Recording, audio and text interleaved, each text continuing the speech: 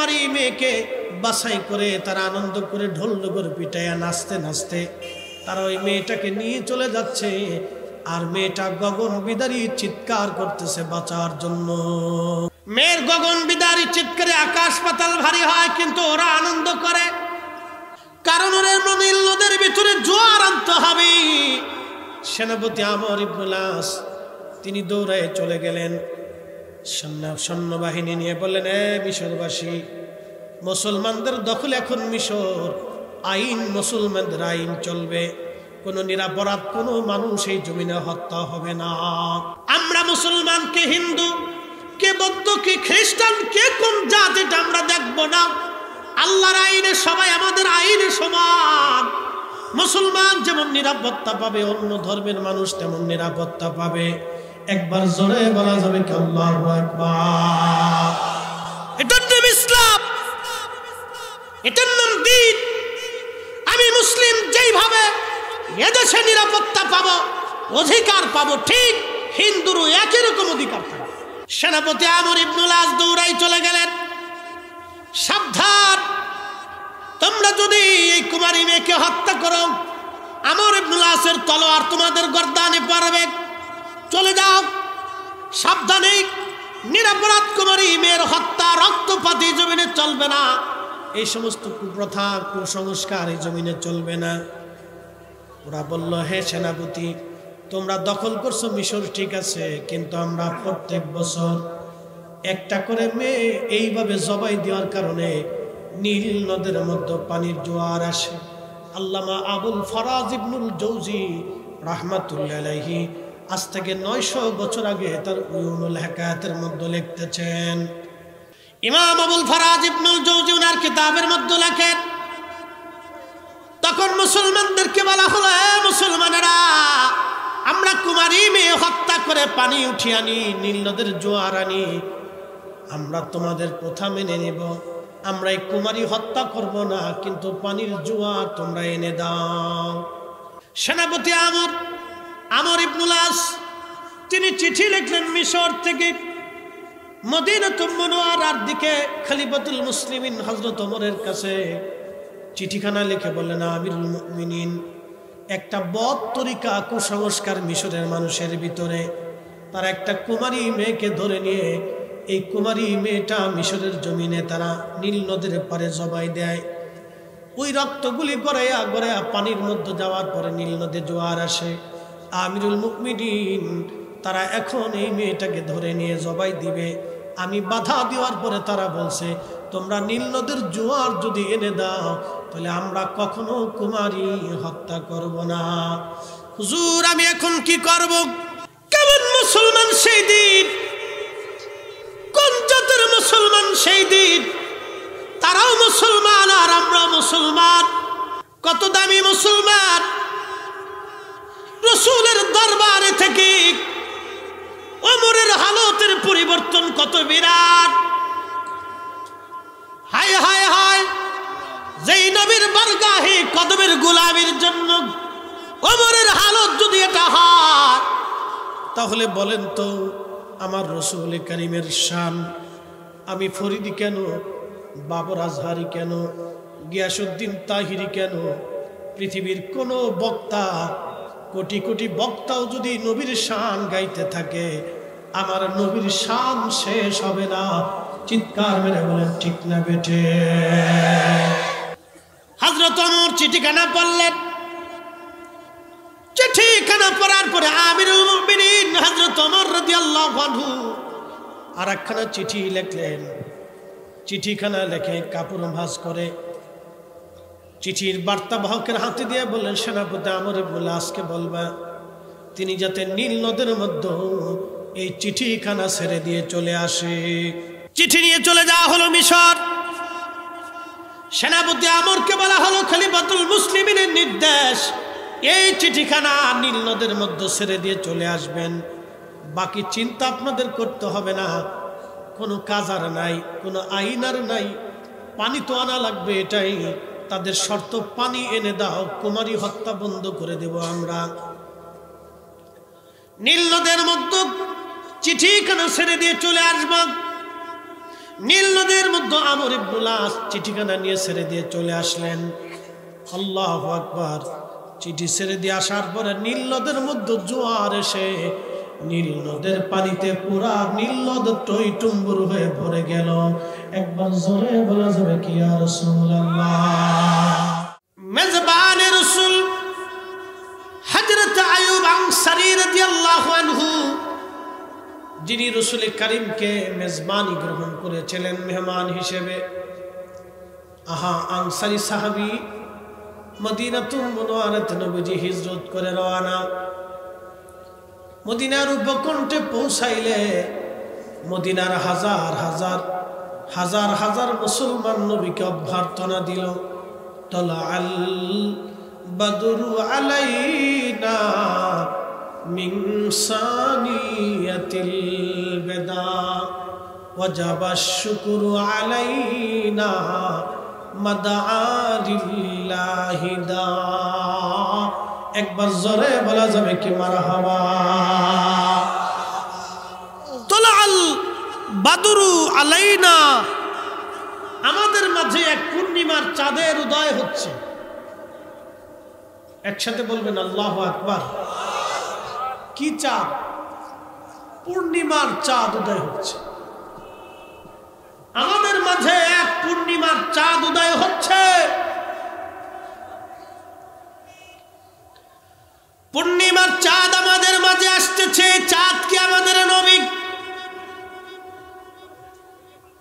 সারা মদিনার ছোট্ট ছোট্ট বাচ্চাগুলি ভাষা শেখার জন্য কোনোদিন কোনো মাদ্রাসায় মক্তবে কোনো স্কুলে পড়ে নাই, কিন্তু রাসূল দেখার সঙ্গে সঙ্গে তারা উচ্চারণ করলো তালাল বাদরু আলাইনা মিন সানিয়াতিল বিদা ওয়াজাবাশ শুকরু আলাইনা মাদআলিল্লাহি দা। কাজী নজরুল কত চমৎকার কবিতার ছন্দে লেখেন, আমি যদি আরব হতাম মদিনারি পথ, সেই পথ দিয়ে হেঁটে যাইতেন নূর নবী হযরত, নূর নবী হযরত।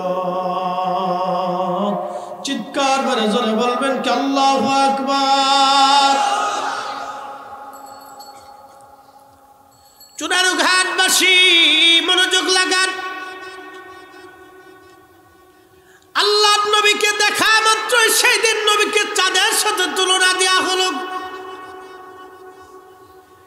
কি চমৎকার ভাষার মাধুর্যতা নবীর শানে। কতই না সুন্দর শব্দমালা, কতই না সুন্দর শব্দমালা আমার রাসূলের শানে ব্যবহার করা হলো। কতই না চমৎকার আমার নবীর শানে শব্দমালাগুলি ব্যবহার করা হলো। আল্লাহর নবী মদিনাতে আসছে। সমস্ত সাহাবীরা বলে হুজুর আপনি আমাদের বাড়ি আসেন। বৃদ্ধরা বলল হুজুর আপনি আমাদের বাড়ি আসেন।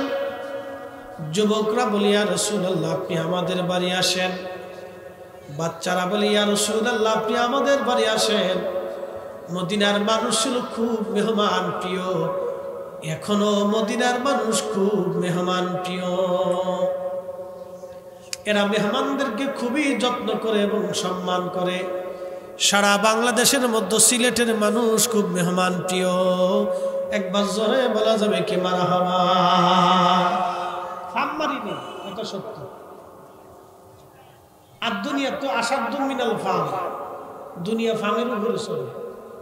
আমি আপনাদেরকে ফাম দিই, কথা সত্য। সিলেটের মানুষ অধিকাংশ ভদ্র, পরিসংখ্যানে দুই চারটে দুষ্ট বদমাশ ইতর তো সব জায়গায় আছে, কিন্তু পরিসংখ্যানে সিলেটের মানুষ অধিক পরিমাণে ভদ্র, নম্র এবং সভ্য। এটা কিসের উপর ভিত্তি করে আমি জানি না, তবে 360 আউলিয়ার সোহবত এই জমিনে আছে। এই কথা কর না কেন? কয়জন আউলিয়া? 360 জনের পরে কি আর ওলি আল্লাহ আসে নাই? কথা কর না কেন? আসে নাই? আসছে। কিন্তু 360 জনের কথা আমরা কেন বলি? উন্ডা মদিনাতুল মুনাওয়ারা হয়ে আল্লাহ রসুলের কদম থেকে মকবুল হয়ে তারা এদেশে আসছে। কথা কর না কেন? ঠিক কিনা? উন্না রসুল করিমের কদম মুবারক থেকে মকবুল হয়ে আসছে, সরাসরি আসছে। শরফুল মাকিনা ওয়া শরফুল মাকান, শরফুল মাকানে ওয়া শরফুল মাকিন। কিছু জায়গার কারণে মানুষের দাম বাড়ে, কিছু মানুষের কারণে জায়গার দাম বাড়ে, কিছু জায়গার কারণে মানুষের দাম বাড়ে। আমার নবী মদিনায় থাকার কারণে মদিনার দাম বাড়ছে, আমার নবী মানব জাতির মধ্যে আসার কারণে মানব জাতির দাম বাড়ছে। নবী মানুষ হইছে বিদায় নবীর দাম বাড়ছে, বিষয়টা এরকম না। আল্লাহর নবীকে মানব জাতির মধ্যে পাঠানোর কারণে মানুষের দাম বাড়ছে। কি কথা বল না কেন? ঠিক কিনা? আমার দেশের কিছু ভাইরা ব্যাখ্যা করে, তাদের বক্তব্য হলো আমরা মাটির মানুষ, মাটির মানুষ শ্রেষ্ঠ। কথা বুঝছেন? মাটির মানুষ শ্রেষ্ঠ। আল্লাহ মাটির মানুষকে শ্রেষ্ঠত্ব দিছে। এরা জিন জাতির চাইতে শ্রেষ্ঠ, ফেরেশতাদের চাইতেও শ্রেষ্ঠ, সমস্ত মাখলুক থেকে তারা শ্রেষ্ঠ। অতএব রসুল করিম মাটির মানুষ হওয়ার কারণেও নবী শ্রেষ্ঠ। কি সুন্দর যুক্তি! আমার মনে হয় শয়তানে ওর আহলের ভিতরে পেশাব করে দিছে। কথা বুঝেন নাই মনে হয়? কথা বুঝে যান। উনি যুক্তিবাদীর যুক্তিবাদী। শয়তানে হাসে আর কয়, চাচা তোমার মতো চাচা থাকতে আমার আর দুনিয়ার চিন্তা নাই, তুমি একবারে জাগা মতো বাস মেরে দিছো। শুনে যান, শরফুল মাকিন ওয়া শরফুল মাকান, শরফুল মাকানে ওয়া শরফুল মাকিন। কিছু জায়গার কারণে মানুষের দাম বাড়ে, কিছু মানুষের কারণে জায়গার দাম বাড়ে। মাটির মানুষের ভিতরে রহমতের নবীকে পাঠানোর কারণে এই মানব জাতির দাম বাড়ছে। নবীর কারণে মাটির মানুষের জন্য নবীর দাম বাড়ে নাই, নবীর কারণে মাটির মানুষের দাম বাড়ছে। কথা বলেন ঠিক না? পাগল দেশে কত জন্মাইছে আল্লাহই জানে। আল্লাহর নবীকে এই মাটির মানুষের ভিতরে পাঠাইছে বিদায় মাটির মানুষের দাম বেশি। যদি আল্লাহ মাটির মানুষের মধ্যে নবীকে না পাঠাইয়া জিন জাতির মধ্যে পাঠাইতেন, জিনদের দাম বেড়ে যাইত। হ্যাঁ, এবার ভাই ঠিক আছে, একভাবে রাখেন। আর ওই গজল গাইলে টোন মন দিন না, আমার কণ্ঠ এমনি ভালো, এটার গুতায় ভালো করার কিচ্ছু নাই।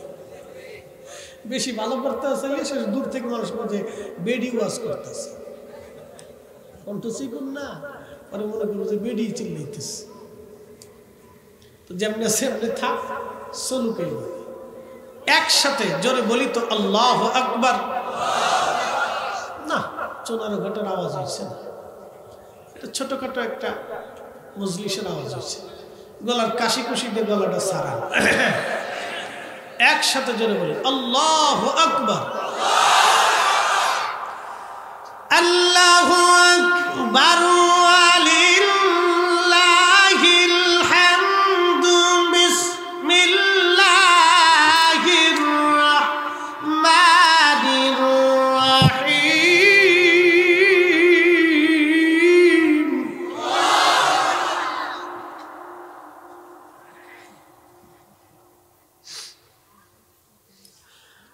কুনতুম খায়রা উম্মাতিন উখরিজাত লিন-নাসি তা'মুরুন।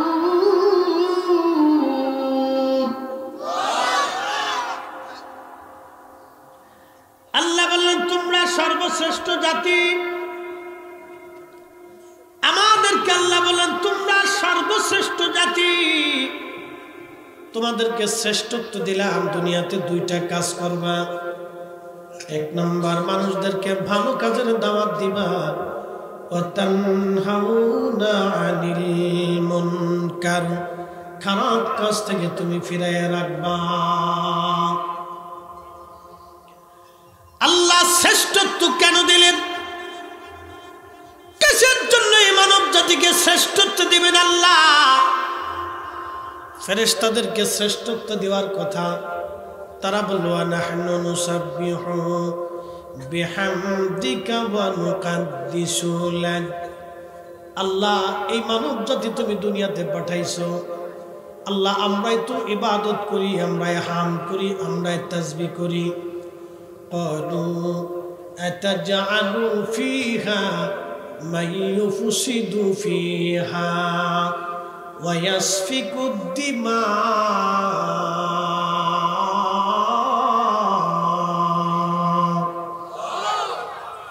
দুনিয়াতে তুমি কি এমন একটা জাতি পাঠাবা যারা মারামারি করবে, কাটাকাটি করবে, রক্তপাত করবে, ফেসাদ বাঁধাবে, বিশৃঙ্খলা বাঁধাবে? 800 বছর ধরে এই উপমহাদেশের মুসলমান নাভির নিচে হাত বেঁধে নামাজ পড়ে শাহজালাল ইয়ামানি, 360 আউলিয়া, খাজা বাবা আজমেরি, কুতুবউদ্দিন কাকি, নিজামউদ্দিন আউলিয়া, খান জাহান আলী, কমরউদ্দিন রুমি, পৃথিবীর এই উপমহাদেশের মধ্যে যত ওলিরা ছিলেন, মুজাদ্দিদ আল ফিসানি সিরহিন্দি, শেখ আব্দুল হক মুহাদ্দিস দেহলভী, শাহ ওয়ালিউল্লাহ মুহাদ্দিস দেহলভী, সমস্ত ওলিরা নাভির নিচে হাত বেঁধে নামাজ পড়ল। মদিনার ইসলাম এটা, রাসূলুল্লাহর তরিকার নামাজ। আমিন আসতে বলল, তারাবির নামাজ 20 রাকাত পড়ল। শাহজালাল ইয়ামানি মুজাররিদি তারাবি যদি 20 রাকাত না পড়ে 8 রাকাত পড়তেন, এদেশের কোটি কোটি মুসলমান 8 রাকাত তারাবি পড়তো। আল্লাহর ওলি ইয়ামানি মুজাররিদি, আল্লাহ ওলাদ রাসূল, তিনারা যদি সেই দিন নাভির নিচে হাত বেঁধে নামাজ না পড়ে বুকের উপরে হাত বেঁধে নামাজ পড়তেন, এদেশের কোটি কোটি মুসলমান বুকের উপরে হাত বেঁধে নামাজ পড়ত। এরা নামাজের পরে যদি দোয়া না করতেন, এদেশের কোটি কোটি মুসলমান দোয়া করত না। আজকে যারা আমার দোয়া বন্ধ করতে চায়, আমার দুরুদ মিলাদ বন্ধ করতে চায়, আমার মিলাদুন নবীর মাহফিল বন্ধ করতে চায়, আজকে যারা আমার নামাজের ভিতরে ভুল ধরে, আমার তারাবির নামাজ চুরি করে নিয়ে গেল, আমার ভেতরের নামাজ চুরি করে নিয়ে গেল, ভাই ওরা ঠিক না হয় শাহজালাল ঠিক? আর যদি বলেন না 360 আউলিয়া ঠিক, ওলিরা ঠিক, তাহলে ওরা বেঠিক। ওরা আমাদেরকে বেদাতি বলে, অবশ্যই আমরা বেদাতি না, আমরাই অরিজিনাল। এই জমিনে অরিজিনাল, আমরাই সুন্নিরে অরিজিনাল। ওরা আজকে যারা আমার মসজিদের মধ্যে ফ্যাসাদ বাঁধাইলো, আমার সমাজে ফ্যাসাদ বাঁধাইলো, আমার পরিবারে ভেজাল বাঁধাইলো, আমার সমাজে বিশৃঙ্খলা লাগাইলো, আমরা 800 বছর ধরে হকের উপরে আছি, 1400 বছর ধরে হকের উপরে আছি, আমাদের মধ্যে যারা অশান্তি বাঁধাইলো, ওরাই হলো এদেশের রোহিঙ্গা ইহুদির দালাল। কষ্ট হচ্ছে আপনাদের? বোঝা যায়? আমার দেশে কত কোয়ালিটির যে শয়তান হয়েছে আল্লাহ জানে। বহু কোয়ালিটির আজাজিল বের হয়েছে। মনোযোগ দিয়ে কথাগুলি খুব গুরুত্বপূর্ণ। এত দলিলের দরকার নেই। শাহজালাল ইয়ামানি মুজাদ্দিদি একটা দলিল দিছে, যাই নামাজ পানির উপর ছেড়ে দিছে। সুরমা নদী এখনকার দেরাইতে নদী ছিল না, 800 বছর আগের সুরমা নদী বিরাট বড় নদী ছিল এবং খুব খরস্রোতা নদী ছিল। সেই নদীর মধ্যে যাই নামাজ ছেড়ে দিল। নদীর কথা শুনে একসাথে বলবেন আল্লাহু আকবার। নদীর কথা শুনে, সাগর অলিদের কথা শুনে, মহাসাগর অলিদের কথা শুনে, পশু পাখিরা অলিদের কথা শুনে, এর চাইতে দলিল ডকুমেন্ট আর কি লাগবে? উন্ডা হলো আল্লাহর কোরআনের বাস্তব দলিল, রাসূলুল্লাহর সুন্নতের বাস্তব দলিল, নবীর আইনের বাস্তব দলিল। কথা কর না কেন? ঠিক না? সিন্দা দলিল উন্ডা দেখে দিয়ে গেছে। নদী কথা শুনে, এটা কি চারটিখানি কথা? নদী কথা শুনে বলে হুজুর নদী কিভাবে কথা শুনে? বউ করে না, আমরা বসি কথা না বলি, কথা বললে মাইন্ডের আধার্সে চলে যায়। ওয়াজের একটা রুলস আছে, আপনারা শুনেন, আমরা ঘামি। বুঝতে পারছেন? আমাদের ওয়াজটা আল্লাহর উপর ভিত্তি করে আমরা চালাই। প্রত্যেক দিন আল্লাহ জবান থেকে নতুন নতুন কথা বের করে। মাঝে মধ্যে আমি চিন্তা করি, এত কথা কোথায় জমা ছিল, কোথার থেকে বের করে আল্লাহ। আপনাদের এটা সাইডে আরো দুইটা সারা, বুঝতে পারতেছেন? দুইটার ওয়াজ আজকে এখানে মিডিয়া একটা ক্যাপচার হলো, পরেরটা আবার মিডিয়া ক্যাপচার হলো। এখানে যেই ওয়াজ ওখানে যদি সেই ওয়াজ করি তো পাবলিক কবে হুজুর একই ওয়াজ করে। কি কথা একই ওয়াজ করে, কিন্তু কোরআন তো একই। নতুন করে কোরআনের আয়াত বানানোর কত সুযোগ নাই। রাসূল কারীমের হাদিস একই, নবীর জীবনী একই। নতুন করে রাসূল কারীমের জীবন বানানোর কোনো সুযোগ আমাদের নেই। কিন্তু তারপরেও যতই শুনেন ততই মজা লাগে, যতই শুনেন ততই মজা লাগে। কারণটা কি? যাকে অন্তর থেকে ভালোবাসেন তার কথা শুনলে ভালোই লাগে। আস্তে কন কেন, জোরে বলে। আর আমাদের দেশের কিছু আছে, রসুলের শান শুনলে শরীরের ভিতরে জ্বালানি পুরানি চুলকানি শুরু হয়ে যায়। কেন ভাই এত চুলকাই কে? যদি অ্যালার্জি বেশি হয় তো ট্রিটমেন্ট হয়, বেশি অ্যালার্জি হলে তো সমস্যা। বড় আফসোস এই উম্মতের জন্য, যার কারণে নাজাতের উসিলা হবে। আরে যার সোহবতে থেকে সাহাবায়ে কেরাম, সাহাবীদের আগের জীবন কি ছিল? সব হার সাহাবী জান্নাতি। কোন সাহাবীর সমালোচনা আমি করতেছি না, শুধু আগের অবস্থানটা তুলে ধরতেছি। রাসূল পাকের সাহাবী ওমরের আগের হালত কি ছিল? দিন দুপুরে যারা মানুষ হত্যা করত। রাসূল কারীমের সাহাবী আবু যর গিফারির আগের হালত কি ছিল? গিফারি বংশের মানুষ আগে ডাকাতি করত। রাসূল কারীমের দরবারের সাহাবীদের আগের হালত কি ছিল? ছোট্ট একটু বিষয় নিয়ে খুনাখুনি 40 বছর 100 বছর পর্যন্ত যুদ্ধ করত। আগের হালত কি ছিল? ওই মক্কা নগরীতে তারা উলঙ্গ নারী দিয়ে খোদার ঘর তাওয়াফ করাইতো। আগের হালত কি ছিল? তারা জিন্দা কন্যা সন্তানকে মাটির নিচে কবর দিয়ে জিন্দা গেড়ে দিয়ে আসতো। কলিজা এত বড় পাষাণ ছিল, নিজের কলিজার টুকরা সন্তানকে মাটির নিচে জিন্দা দাফন করত। আপনি আপনার ছোট্ট সন্তানটাকে যদি একটা থাপ্পড় মারেন, তারপর আপনার কলিজার ভিতরে চিনচিন করে ব্যথা করে। যারা বাবা হয়েছেন, মা হয়েছেন, তারা জানেন। যারা বাবা হয়েছেন তারা বাবার কি জিনিস এটা বুঝেন। ছোট্ট সন্তানকে যদি একটা থাপ্পড় মারেন, তো যতক্ষণ পর্যন্ত ওরে আদর না করবেন, ওরে খুশি না করবেন, তত সময় পর্যন্ত আপনার কলিজার ভিতরে ব্যথা করে। আপনি তার গায়ে থাপ্পড় মারেন না, আপনার কলিজায় থাপ্পড় মারছেন। কি কথা কর না কেন, ঠিক কিনা? এর অর্থ হচ্ছে সন্তানকে বাবা কলিজার ভিতর থেকে ভালোবাসে। আমাদের সন্তানরা বুঝে না, ওরা বুঝে না বিদায় সুন্দরী নারী পাইলে বাবা থেকে জুদা হয়ে আলাদা যায়, ঘর সংসার করে। ও শুয়োর কুত্তার চাইতে নিকৃষ্ট। ও মানুষ হয়েছে কেন? ওকে মানুষ হইতে কে বলেছে? ও শিয়াল কুত্তা হইলে ভালো হতো। কুকুরও বলবে হুজুর আমার সাথে তুলনা দিয়েন না, আমি খাই কিন্তু বেঈমানি করি না। কুত্তায় খায় কিন্তু বেঈমানি করে না, কুকুরে খায় বেঈমানি করে না। এটা মনে রাখবে। বেঈমান পৃথিবীর সবচেয়ে নিকৃষ্ট জীব। সে মানুষ হোক না জিন হোক না ফেরেশতা হোক না প্রাণী হোক না যেই হোক না কেন, বেঈমান পৃথিবীর সবচেয়ে নিকৃষ্ট জীব। বেঈমান তো বেঈমানি। যার বাড়ি খায়, যার থেকে উঠে, যার থেকে আদর পাইল, যার থেকে শরীর গঠন হলো, যার থেকে জীবন গঠন হলো, যার থেকে জীবন দেখলা, যার থেকে সুনাম পাইলা, যার থেকে দুনিয়া পাইলা, যার থেকে কিছু পাইলা, ওই বাবা মা ভুইলা দুনিয়ার অন্য কিছু পাওয়ার পরে যখন তুমি বাবা মা ভুলে দাও, তো কুত্তার সাথে তুলনা দিল। কুত্তা বলবে হুজুর আমার সাথে তুলনা দিয়েন না, আমি কুত্তা, আমি ঠান্ডার ভিতরে আমি রাত্রিবেলায় কাঁপি, আর পর আপনার মনিবের বাড়ি পাহারা দেই। আমি খাই কিন্তু বেঈমানি করি না। মনিবের সাথে আমি কুত্তা বেঈমানি করি না, কিন্তু মানুষ মানুষের সাথে বেঈমানি করে। কথা কোন ঠিক না? ও কুত্তার চাইতেও নিকৃষ্ট।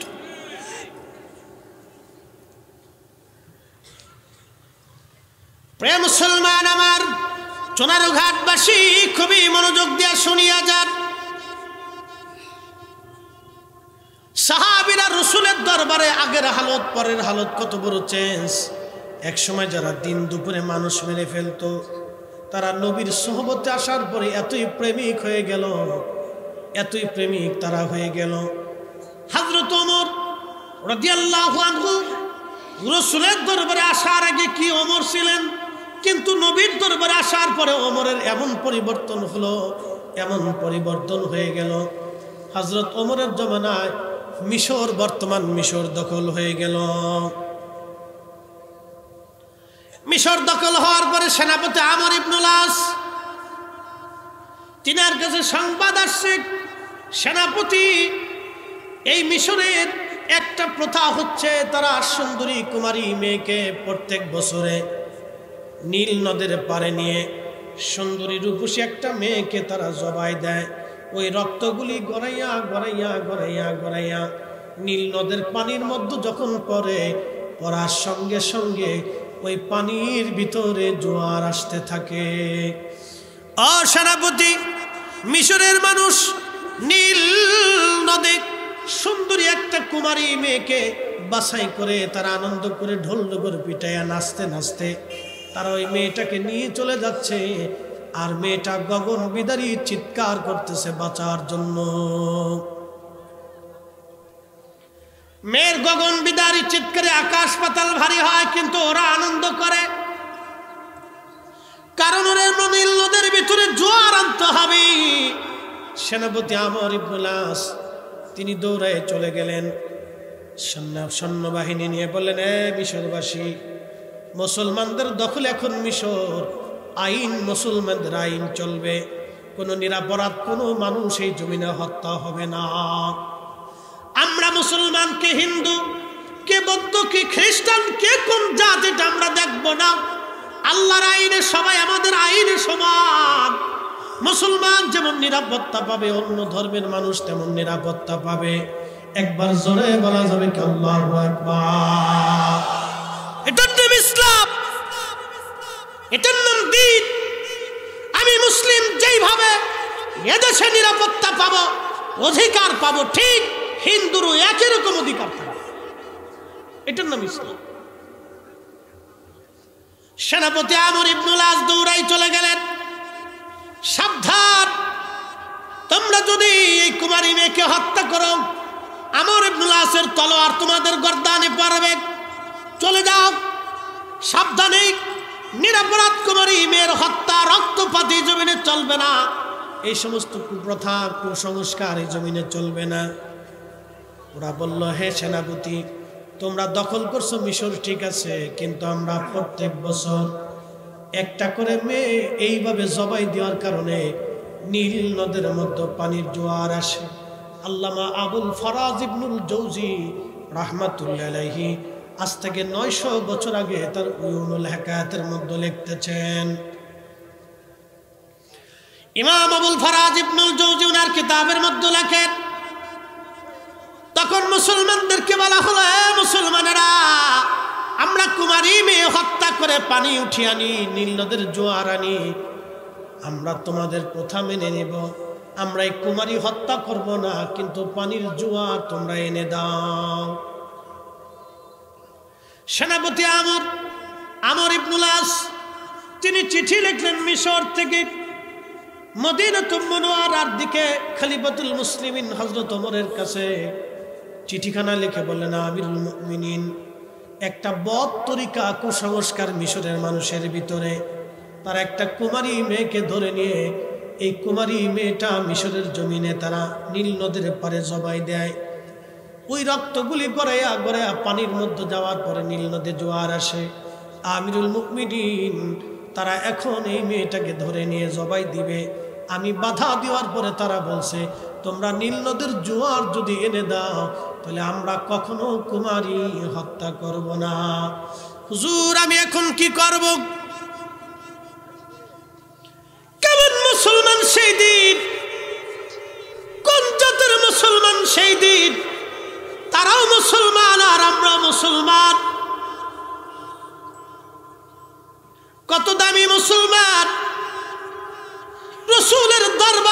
অলৌকিক, ওমরের হালতের পরিবর্তন কত বিরাট।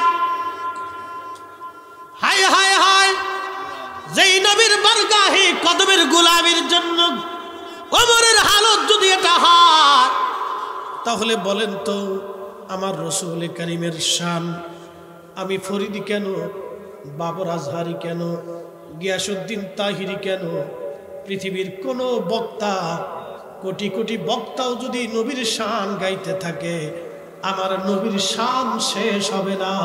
চিৎকার মেরে বলেন ঠিক না বেঠে?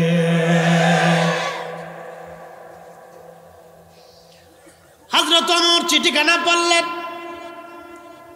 চিঠিখানা পড়ার পরে আমিরুল মুমিনিন হযরত ওমর রাদিয়াল্লাহু আনহু আরেকখানা চিঠি লিখলেন।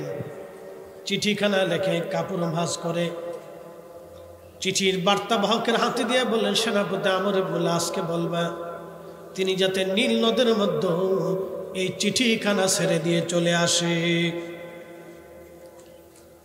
চিঠি নিয়ে চলে যাওয়া হলো মিশর। সেনাপতি আমরকে বলা হলো খলিফাতুল মুসলিমিনের নির্দেশ, এই চিঠিখানা নীল নদের মধ্যে ছেড়ে দিয়ে চলে আসবেন। বাকি চিন্তা আপনাদের করতে হবে না, কোনো কাজ আর নাই, কোনো আইন আর নাই, পানি তো আনা লাগবে, এটাই তাদের শর্ত। পানি এনে দাও, কুমারী হত্যা বন্ধ করে দেব আমরা। নীল নদের মধ্যে চিঠিখানা ছেড়ে দিয়ে চলে আসব। নীল নদের মধ্যে আমর ইবনুল আস চিঠিখানা নিয়ে ছেড়ে দিয়ে চলে আসলেন। আল্লাহু আকবার। চিঠি ছেড়ে দিয়ে আসার পরে নীল নদের মধ্যে জোয়ার এসে নীল নদের পানিতে পুরা নীল নদ টইটুম্বুর হয়ে ভরে গেল। একবার জোরে বলা যাবে কি ইয়া রাসূলুল্লাহ? আমরা এখন সেই মুসলমান হয়েছি, মসজিদ কমিটি মসজিদের টাকা চুরি করে খায়।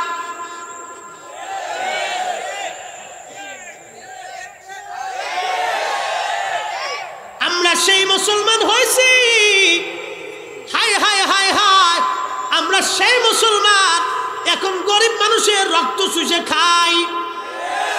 আমরা সেই মুসলমান ভাই ভাইয়ের জমি বুঝাই না, ভাই বোনের জমি বুঝাই না। আমরা সেই মুসলমান এতিম ভাতিজাদের সম্পদগুলি আপন চাচা বুঝাই দেয় না। আমরা সেই মুসলমান বিয়ে করতে গেলে আগে যৌতুকের হিসাব করি। কিরে ফুলা পায় এখন আসতে ঠিক করলি কে? আরো জোরে বলতে হবে। যৌতুক যে চাবে বিয়ে করার আসরে, ওরা জুতা দিয়ে বাইরে সমাজ থেকে আলাদা করতে হবে। কি কথা খারাপ কইছি? যেই ফ্যামিলি, যেই পুরুষের বাবা মা, যেই পুরুষ বিবাহের মজলিসে আসার আগে যৌতুক চাবে, কি পরিমাণে দিবেন, কি পরিমাণে দিবেন, এই কথা বলিয়া যৌতুক আদায় করার চেষ্টা করবেন। মনে রাখবেন এটা সমাজের নিকৃষ্ট জীব। একবারে ইতর, ওর সাথে আত্মীয়তা করলে শান্তি পাওয়া যাবে না। আবার আমাদের দেশে আর একটা প্রথা আছে, বলে কি প্রথা? রমজান মাস আসলে মায়ের বাপের পক্ষ থেকে ওই মেয়ের বাড়িতে, জামাই বাড়িতে খাসি পাঠাইতে হয়, গরু পাঠাইতে হয়। কে তোরা খাসি গরু না নিয়ে শুয়োর কিনে নিতে পারিস না? এই কি কথা কর না? কে দুটো কুত্তা ধরে লয়ে যা, শয়তান কোথাকার। তোর এই খাসি গরুর তরিকা কে বাতলাইছে? এই সমস্ত কুসংস্কার, অসংস্কার হাবি জাবি দিয়ে আজকে আমরা সমাজ নষ্ট হয়ে গেছে। রাসূলুল্লাহর তরিকায় আমাদের চলতে হবে। কথা বলেন ঠিক না বেঠে? এই আজাইরে কুসংস্কারে আমার সমাজ নষ্ট হয়েছে, কত বোনের সংসার নষ্ট হয়েছে। আপনি জানেন মানুষ মারার চাইতে কথার অত্যাচার সবচেয়ে বেশি। আপনি কি চান আপনার বোন শ্বশুর বাড়িতে কথার অত্যাচার সহ্য করুন? এগুলো কথার অত্যাচার, এগুলি কথার অত্যাচার চলতে থাকে মানুষের। কেন এগুলি? আমরা কেন মুসলমান হয়েছি? কিসের জন্য আল্লাহ মানুষ বানিয়েছে? কেন আমাদের ভিতরে রাহমাতুল লিল আলামিনকে দিলেন? কেন খায়রা উম্মাহ বলেছেন? কেন মানুষ হয়েছি? আমাদেরকে মানুষ হতে হবে রাসূলের তরিকায়, সাহাবে আজমাইনের তরিকায়, আউলিয়া কিরামের তরিকায়। 360 আউলিয়ার জমিন, শাহজালালের জমিন, শাহপরানের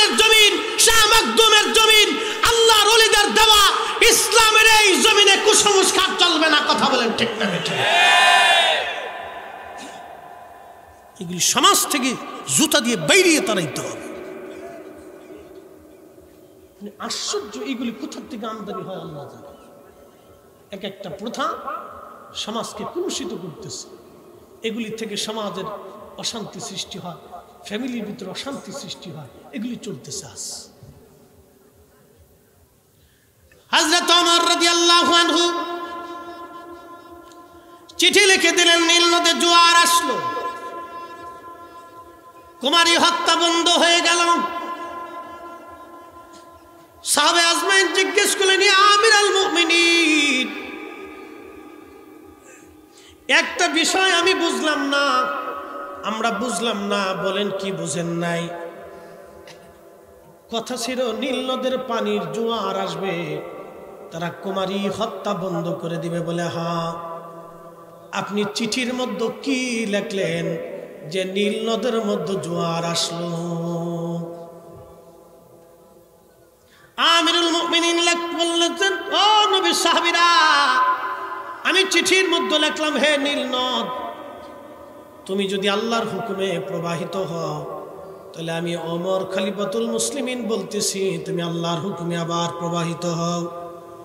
আর তুমি যদি আল্লাহর হুকুমে প্রবাহিত না হও, নিজের ইচ্ছায় প্রবাহিত হও, তাহলে তোমাকে প্রবাহিত হওয়া লাগবে না। আল্লাহু আকবার। সমগ্র সৃষ্টি আইন মানে কার? সূর্য প্রত্যেক দিন পূর্বাকাশ থেকে উদিত হয়ে পশ্চিমে ডুবে, বলেন আইন কার? 1 মিনিটও কি আমরা ইচ্ছা করলে, চেষ্টা করলে সূর্য 1 মিনিট পরে 1 মিনিট আগে অস্ত নেওয়ার, উদয় করার কোনো সুযোগ আছে? এই যে শীত এখন আমাদের বাংলাদেশে চলতেছে, ইরানে গরম চলতেছে। বাংলাদেশের শীত, ইরানে গরম। এই বাংলাদেশের শীত আনলেন, ইরানে গরম দিলেন। আমরা ইচ্ছা করলে এখন বাংলাদেশে গরম আনতে পারবো না, হাজার চেষ্টা করলেও না।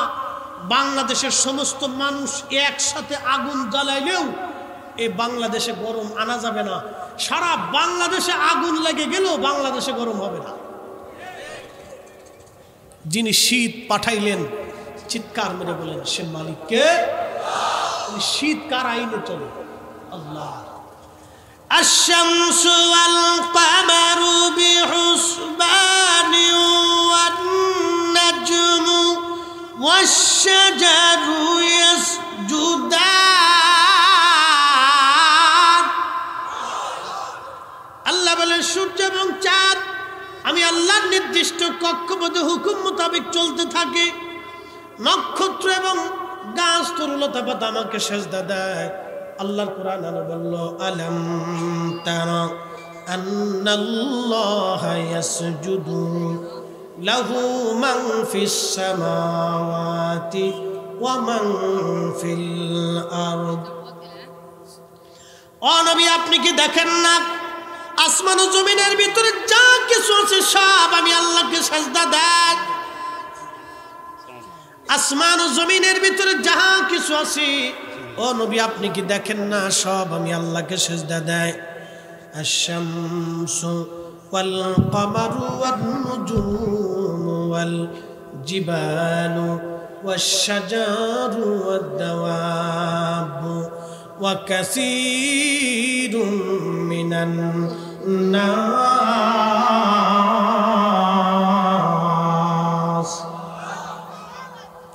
সূর্য আমি আল্লাহকে সেজদা দেয়, চাঁদ আমি আল্লাহকে সেজদা দেয়, নক্ষত্র আমি আল্লাহকে সেজদা দেয়, পাহাড় আমি আল্লাহকে সেজদা দেয়, গাছ আমি আল্লাহকে সেজদা দেয়, পশু পাখির আমি আল্লাহকে সেজদা দেয়, কিছু মানুষ আমি আল্লাহকে সেজদা দেয়। আল্লাহর সৃষ্টির ভিতরে যাহা কিছু আছে সব আল্লাহকে সেজদা দেয়। আল্লাহর আইন মেনে মেনে চলে। মাছে আল্লাহর আইন মানে, নদী আল্লাহর আইন মানে, সাগর আল্লাহর আইন মানে, আবহাওয়া আল্লাহর আইন মানে, চাঁদ আল্লাহর আইন মানে, নদী আল্লাহর আইন মানে, গাছ তরুলতা পাতা আল্লাহর আইন মানে, ফল আল্লাহর আইনে, বৃষ্টি আল্লাহর আইনে, ফসল আল্লাহর আইনে, আমরা আল্লাহর আইনে, জীবন আল্লাহর আইনে, হায়াত আল্লাহর আইনে, মৌত আল্লাহর আইনে, দিন আল্লাহর আইনে, রাত আল্লাহর আইনে, সব কিছু আল্লাহর আইনে।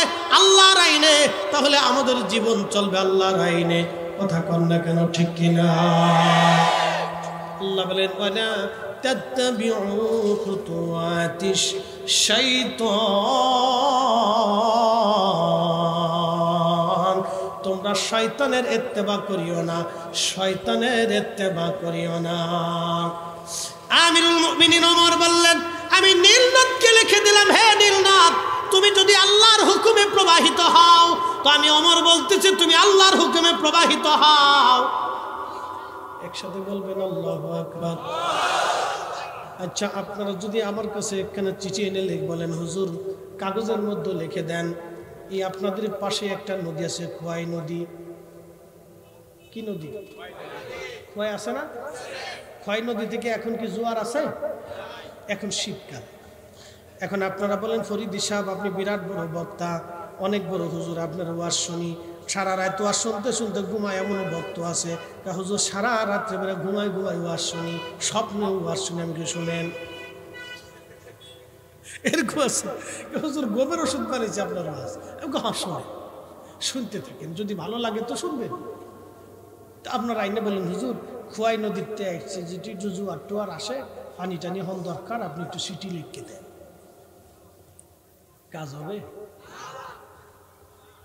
আসতে কইলেন কে? জোরে বলে, আরো জোরে বলে। নদী আমার কথা শুনলো না, ওমরের কথা শুনলো কারণ কি? নদী আমার কথা শুনলো না, শাহজালালের কথা শুনলো কারণ কি? ওনটা হলো ইসলামের বাস্তব দলিল। কি কথা কন নাকি?